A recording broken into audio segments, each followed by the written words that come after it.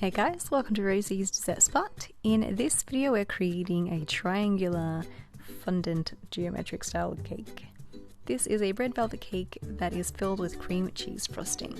Whenever you have a smooth or a really soft frosting in the middle, you want to create a ring of a more stable and harder frosting just around the outside of each cake layer to trap in that soft icing.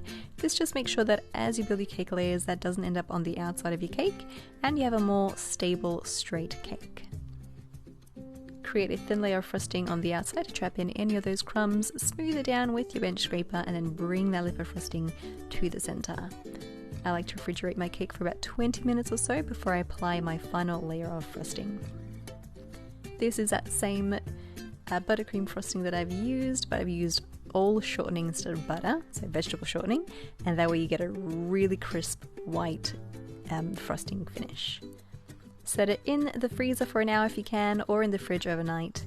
And then to create your triangles, take some fondant, roll it out 2 or so millimeters in thickness, and then cut out your triangles. I like to press my rolling pin over the cut side just to make sure that everything is cut sharply and you don't end up with little frilly bits on your triangles. Use 3 different colors and then apply it to your cake. I've got some water that I'm very thinly brushing over the outside of my cake that has been pretty much almost frozen completely. Basically the outside is nice and firm. And then I apply my fondant triangles over the top. Start at the very bottom and then alternate your colors however you like. I've decided to put the darkest color and the medium color at the bottom. If it overlaps, just cut off the excess so it fits nicely. And then continue this pattern up to the top of your cake. You want to alternate the colors so that it doesn't look too uniform and has a bit of interest to it. As I reach the top of the cake, I change up the color, and so I'm now going for my lighter shades. And that way it looks like a bit of an ombre, going from the darkest at the bottom and then the lightest at the top. If you do end up with a lip at the top of your cake that is exposed, so the triangles didn't quite fit as you've liked, continue to layer them onto that little top section anyway. We can trim off the excess and make it look flush as if we intended that to happen.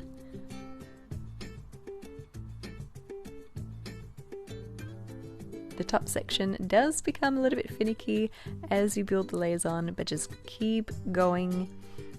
You can pop it into the fridge if you need to, just to harden up that frosting again and to also harden up the fondant so we can cut it a bit easier.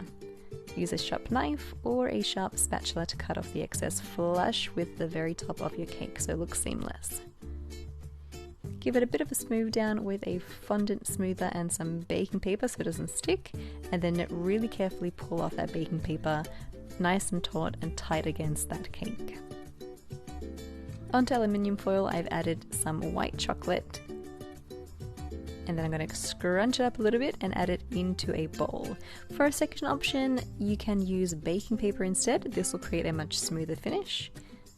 And if you don't want to spread it out with your spatula, add a little bit more oil so it's more fluid.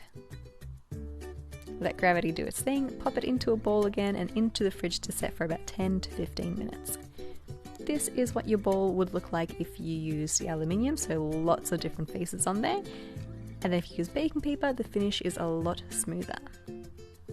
Stick it to your cake with a little bit of frosting, fill in your cup as you like, and you're done. If you guys enjoyed this video, hashtag Rosie's Dessert Spot if you recreate this so we can see your gorgeous creations as well.